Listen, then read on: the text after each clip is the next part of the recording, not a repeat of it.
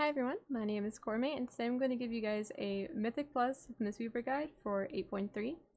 So this guide is basically just going to focus on kind of like the basics of the tools to bring to a dungeon, like your talents, your Azerite, your essences, the kind of corruption you want to go for, and it's not so much going to focus on the Mistweaver playstyle. I do have some videos out on more specific like Mistweaver playstyle things, but this guide is mostly just meant to give you kind of like the ladder to build off of.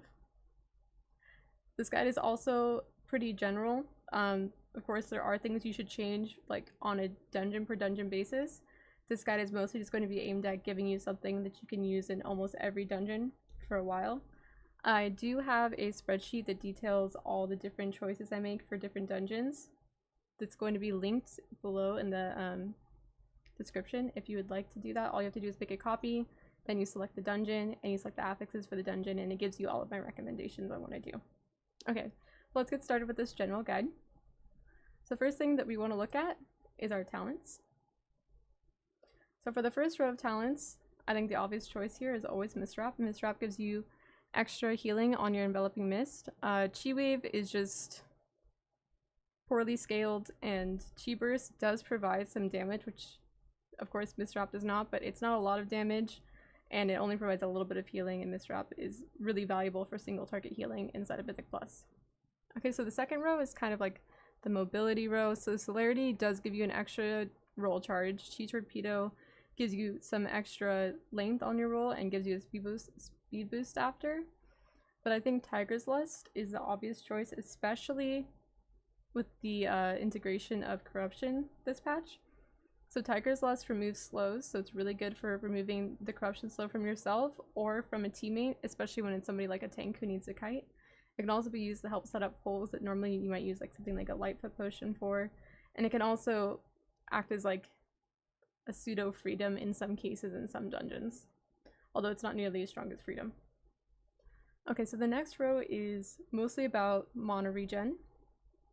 So I think all three talents are strong in their own way. I think Life Cycles is probably only strong in a dungeon like King's Rest. And then between Spirit of the Crane and Mana Tea, I think it's highly just personal preference. So I usually use Mana Tea. Mana Tea is kind of like a budget innervate. It costs a global, and then for 12 seconds, you have all of your spells only cost 50% of their regular mana. The downside, of course, is that it costs the global, whereas Spirit of the Crane doesn't cost any globals, and you just get to regen mana back passively by blackout kicking. Whichever one you like to use better is completely up to you, and I suggest that you use both and find out which one you like better. Okay, so the next row is kind of the crowd control row, and Ring of Peace I think is the obvious winner. Ring of Peace is really OP and really great in Mythic Plus. The next row is your defensive. So you never take healing elixir. Usually you choose between diffuse magic and dampen harm. Diffuse magic is usually taken in all dungeons except for like Underrot and King's Rest, and diffuse magic in some dungeons can even provide a lot of DPS the same way that a warrior spell reflect does. However, not every dungeon has viable magic damage for it to be useful for, so in those dungeons you of course take dampen harm. Okay, our second to last row, Summon Jade Stirpin statue, is a little bit annoying to have to move around with you when you go through each pull, but it's really strong, really good passive healing for a super low cost, and the other two options on this row aren't really worth taking in most high Mythic Plus keys. And then in our last row, the strongest choice is Rising Mist. Rising Mist itself, the heal it provides, is very small and not worth talking about.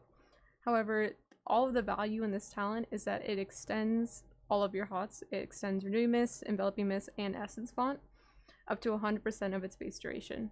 So this allows you to do a lot of group healing and can save you a lot of globals that you can instead turn into DPS. There are a couple dungeons though where I will take Focus Thunder, where I want more single target damage or just single target healing oriented. Two of those are King's Rest and Shrine. So the reason I take it in Shrine isn't for the healing, it's just because there's barely any healing to do in that dungeon to where I'd even get a lot of use out of Rising Mist because I'm barely putting my renews out. And I do want the extra damage throughout the dungeon because if I take Focus Thunder, I can get an extra RSK every 30 seconds, which is a pretty good value. And then in King's Rest, I want the extra damage, and it's usually only single target healing unless it's something like Bursting. And Rising Mist, again, isn't really that great for single target healing at all. And so instead I'd rather take Focus Thunder, and Focus Thunder saves you a little bit of extra mana on things like Golden Serpent and Azul and things like that. However, I think in both those dungeons, Rising Mist can perform just as well, and they're both pretty equal. It's just preference, and most of the time you can get away with just always taking Rising Mist. Okay, so next I want to talk to you guys about our essences. So this is, if I had to pick a loadout to take in every dungeon, it would be this one. But I changed my essences around a lot, but I'm only going to go over these main ones, but know that a lot of the essences are good for Mistweaver. Okay, so the main one we always take is Conflict and Strife. So for every class and spec, Conflict and Strife is a major, provides a different PvP talent. For Mistweavers, this talent is Way of the Crane. So Way of the Crane lasts 15 seconds and it has a minute cooldown. While you're inside Way of the Crane, you do increase physical damage, and all of your physical damage is converted into healing on your party members. However, what gets converted into healing is only your physical damage, so this does not include things like your corruption. I have a whole video out on how I like to use Way of the Crane and the kind of like pros and cons and drawbacks of using the spell if you're interested in that. Okay, so that's Conflict and Strife. Our next essence, which is our minor, is Memory of Lucid Dreams. So Lucid Dreams has a chance to proc on any spell you cast that costs mana and refunds 50% of the mana. So how much value you get out of this can be a bit RNG. So if it procs on something like Way of the Crane, which costs 25% of your mana, you get 12% mana back, which is huge.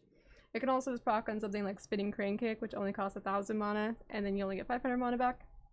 But usually it ends up evening out to always be the same amount at the end of every dungeon. So it's always a good solid choice. It also heals you and gives you some versatility. Our next minor is the Ever Rising Tide, which is just another well-budgeted minor. It gives you either intellect or mana back, which are both good. It gives you a lot of intellect and a pretty decent amount of mana. Usually for me, ends up regenerating more mana than Lucid Dreams does. And the other nice thing about it is that when you are below 20% mana, when you need the mana the most, it's more likely to give you mana instead of intellect. Okay, so you always want to make sure that you have a corruption resistance minor as well. So the one I usually like to take is Spirit of Preservation. So for every 5 seconds that you don't cast a Vivify, you get a stack of Spirit Preservation, up to 5 stacks. When you consume those 5 stacks, based on how many stacks you have, it does an increased amount of healing.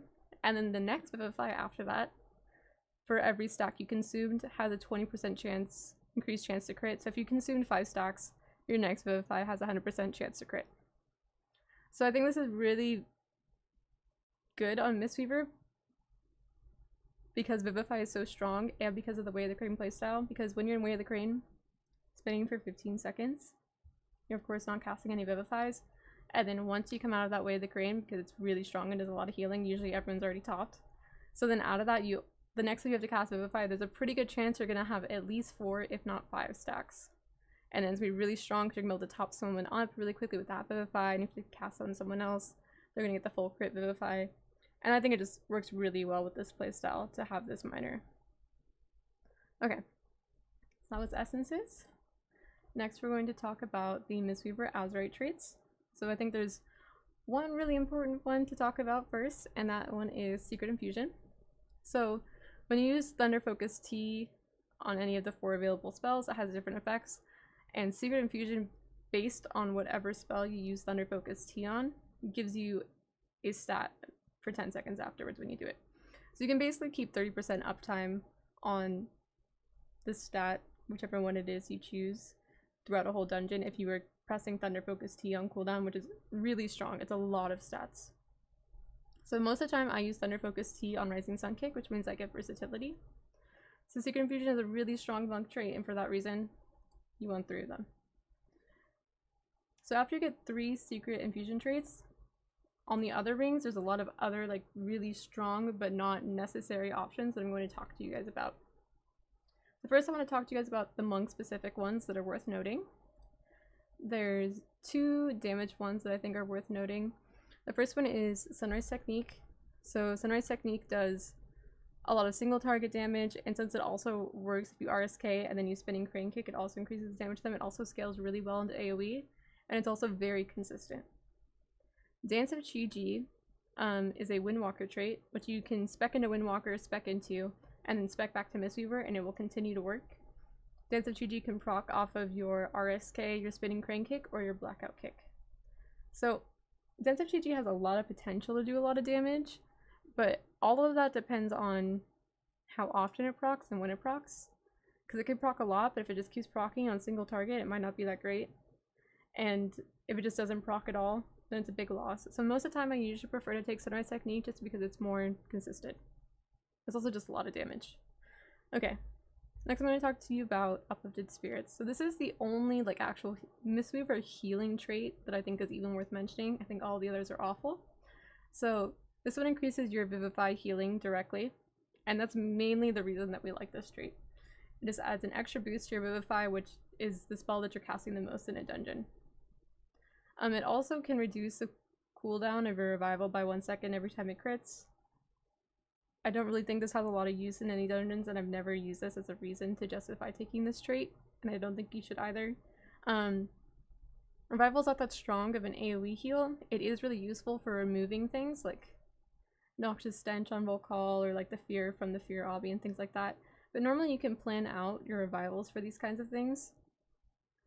So I don't really think that's a reason to justify taking this trait, but this trait does provide a good amount of healing. Okay, the last Mistweaver trait I want to talk to you guys about is Misty Peaks. So Misty Peaks is a haste proc that procs off of you having Renewing Mist out. It does not proc off of how many different Renewing Mists you have out. So just because you have a bunch of Renewing Mists out doesn't mean it's more likely to proc. It's like a proc per minute kind of basis. So as long as you have one out, it's probably just going to keep procking the same amount, but it gives you a pretty solid amount of haste, so it's a good trait.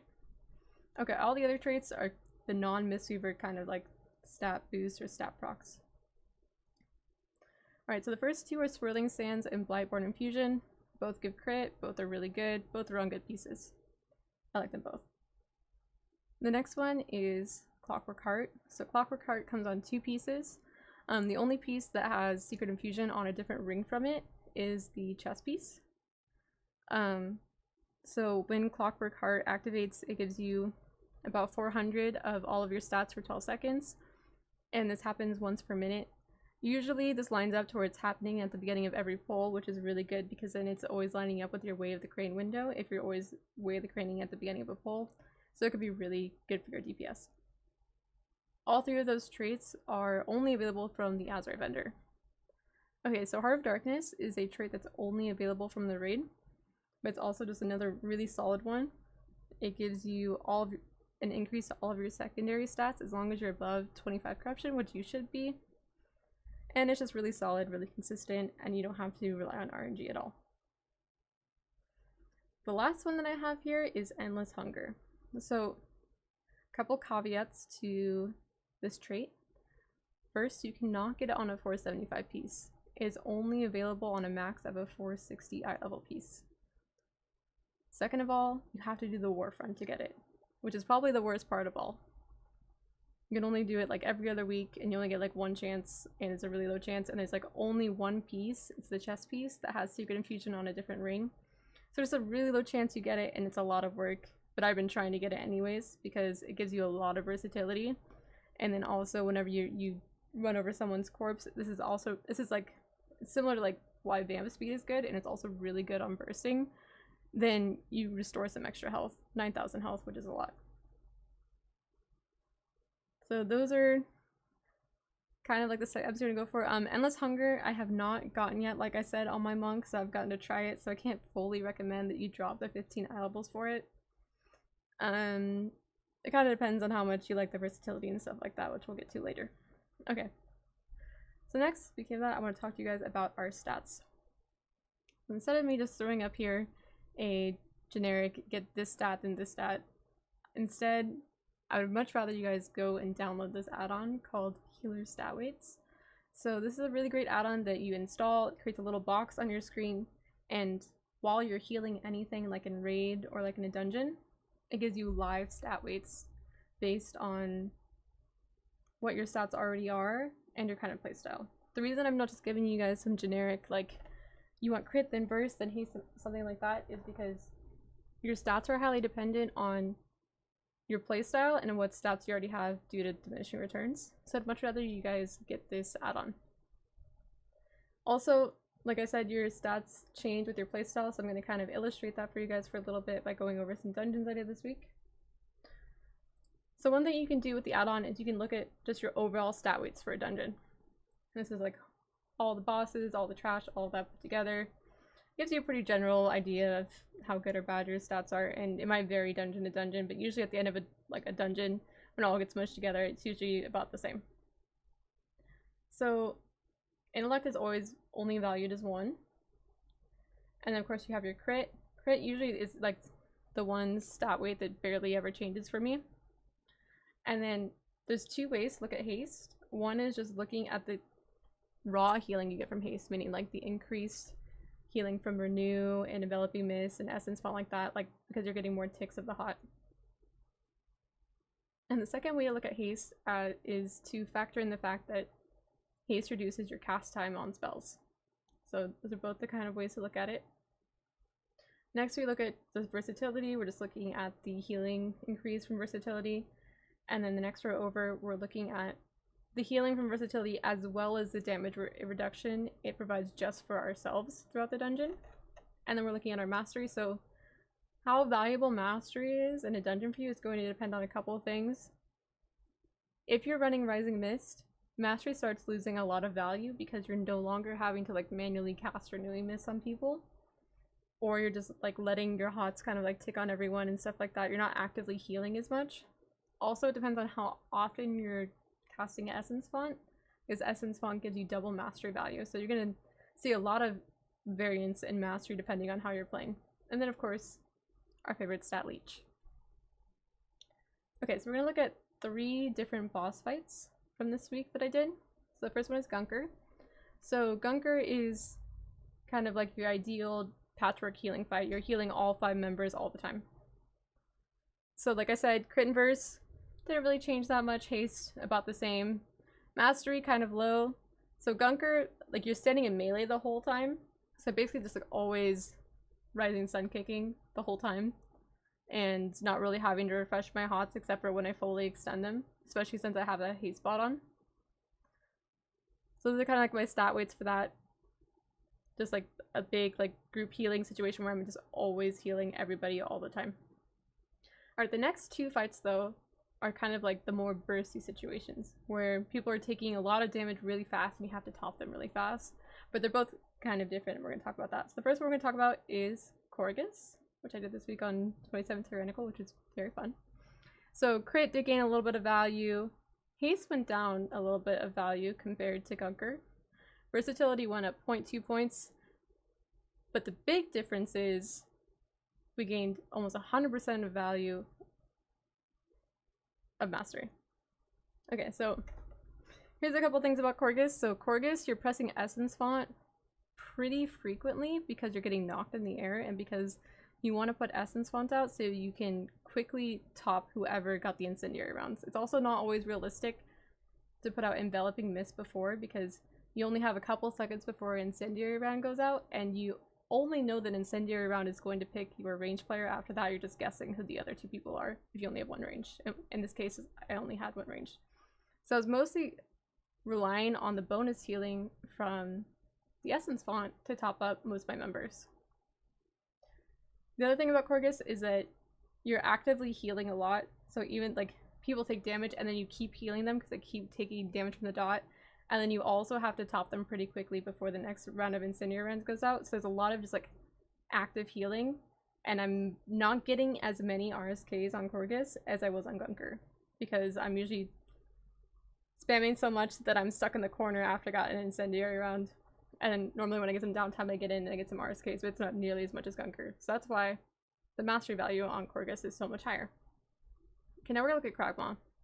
So Kragmaw and Corgus have pretty similar damage profiles. People take a lot of damage all at once and you have to top them really quickly. But Kragmaw is a bit different because of the downtime it has, how often the damage is coming out, and how predictable that damage is. Okay, so what I mean by that is, yes, I am pre-essence fonting on Kragmaw. However, I'm not getting the mastery value when I'm renewing misting someone, and I'm not casting it nearly as often because I'm getting a lot of time to RSK. So you're not really seeing the mastery bonus from me pressing renewing mist on people as much. Also, even though yes, I am relying on the mastery to heal people on Kragmaw, even more than that, I'm often relying on the enveloping mist that I put out on my squishy players because I have time to like set that up. Whereas on Corgus, I didn't have time because I didn't know who all was taking damage except for maybe my range player. This time I'm usually having out at least 2 enveloping mists for every single tantrum that goes out. And because of that, burst and crit are going to get more value than mastery is there, because mastery is only going to matter for enveloping mist when I first put it on, and I put that on during the down phase. The other thing about Kragmaw is that after the tantrum is over, I don't keep spamming to top people up. I just let my hot stick, and of course that's going to give more credence to burst and crit. So the whole point I wanted to make with this is that, number one, all of your stats are good. They're just good in different situations, and it's variable in the amount of good that they are, especially like based on your playstyle and stuff like that. But I myself I'm often guilty of being like, man, I hate mastery. I don't want any of my stat, doesn't contribute to my damage. But then sometimes I look at something like this is a hard boss fight. I'm like, man, mastery does a lot for me. And then sometimes some people value it too much and don't realize that crit and verse are they're just always good. And it's also important to think about when you're looking at haste. It's easy to look at this number and be like, wow, that's really good because you get really high like reaction time. But sometimes haste might just be the reason you're having mana problems, is because sure your casts are really fast, but maybe your heals just aren't hitting that hard because you're only stacking haste and you're just casting more and you're just going in faster. I'm not trying to suggest that you shouldn't stack haste because there are so many Mistweavers that have such success with it. It's just something that I want you guys to think about when you're looking at your stats. Now, of course, looking at this and you're like, man, I want all of my stats. However, because it's 8.3 and corruption is a thing, what usually ends up happening is you usually end up picking one stat and just stacking that because you're getting so much value out of it. In fact, I'm stacking versatility. So the other nice thing about healer stat weights, which you're not seeing here, is that it actually calculates your stat weights based on whatever's, if you have like a stat corruption or something, it bakes that into the stat weights as well. So you might be seeing my stat weights as being a little bit skewed towards versatility because of that compared to yours. I mostly just did want to point out the kind of mastery differences here though. But yeah, so next we're going to talk about corruption, and I wanted to start talking out about like stat corruptions before we get into damage corruptions. Okay. So a really solid corruption I think that there is right now is Flash of Insight. So Flash of Insight gives you between 1% and 8% of your current intellect at all times. So usually this averages out to be about like 800 intellect for me in a dungeon right now, throughout the dungeon. And it doesn't go like 1% then 2%. It doesn't cycle that way, it's just random. And it randomly switches between somewhere between 1 and 8%. You can only get Flash of Insight from the weapon that drops off of Drestigath inside the raid. So you can't get more than one of these, you can only get the one, and that means you do have to wear the weapon. This weapon does come with crit and verse on it though, so I think it's pretty solid. And then after that, there's generally 2 different stat amps that we see Mistweavers using right now. One is versatile and one is expedient. I am a versatile gamer. So the reason I like versatile is because I'm usually using my Thunder Focus T on Rising Sun Kick, which means when I'm running triple secret infusion, I'm getting like 2400 base versatility from that, and you get like 30% uptime on that, and then you're getting even more value out of it from the versatile. If you're running a bunch like all like pretty close to all versatiles, I don't run all versatiles, I have some other stuff too, you can easily run over 40 corruption and play with Thing from Beyond because the damage reduction from versatility is so strong that Thing from Beyond just tickles you at that point. It's usually versatile is something that you're seeing like a lot of like other classes who normally don't like versatility as much start to wear in really high keys just to live a lot of mechanics. Okay, but just as good as versatile is also expedient. So expedient of course increases the haste you gain from all sources. This synergizes really well with damage corruptions right now, especially things like Twilight Devastations, because Twilight Devastation scales really well if you have haste. Expedient of course increases your reaction time and stuff like that. And earlier I talked about a couple of the choices for saving mana, and one of those is Spirit of the Crane. This synergizes really well with Spirit of the Crane, and usually the expedient build with damage corruptions does quite a bit more damage than versatile. It kind of depends on what you care about, how you like to play. Versatile builds a lot of people feel is like really slow and they just don't enjoy it, and so that means the haste build might be more for you. This depends on what you want. Okay, so now let's talk about the damage corruptions. Okay, so the best way to look at damage corruptions is to look at the damage per corruption that you're getting instead of just like the overall damage, so you know how much value you're getting out of it. So the highest damage per corruption you can get is a Gushing Wound on a 485 piece. There are only 3 485 pieces available for Mistweavers. It's a weapon, boots, and a ring. And you can't get those unless you mythic raid and you kill the last 2 bosses, so that's definitely not available to everyone. But then even Gushing Wound on a 475 piece is still higher than any of the other options, so it's still a really good choice. Gushing does really good priority damage. The other choice I kind of look at is Twisted Appendage, which also does good priority damage, but doesn't scale nearly as well as Gushing Wound does as far as like damage per corruption. And it also doesn't scale with haste as far as I know, whereas Gushing and Twilight do. Twilight Devastation, like I said, scales really well with haste. You can get really lucky with it inside of AoE packs, just have it keep firing off and do really big numbers. The only kind of caveats with Twilight Devastation, of course, is that be careful when you run in a pack and that you don't just like immediately proc it and pull all the aggro off your tank. We've seen lots of demon hunters die to that. You also have to be really careful about where you're aiming it in some dungeons, especially things like Toldagor and Waycrest. It'll pull things through walls. Just something you usually don't want. But yeah, how you want to balance between those stat corruptions we just talked about, or if you just want to only go stats, only go damage, or go a mix between the two is completely up to you. I'm not going to try and give you guys advice on that. It's really just up to your playstyle and what you want and what you enjoy. Okay, so next we're going to talk about kind of the things you should bring to a dungeon to be prepared. So I do recommend as a Mistweaver that you get, I strongly recommend that you get Engineering and Alchemy. So Engineering gives you the unstable temporal time shifter. This is a battle res. So you are not a Resto Druid.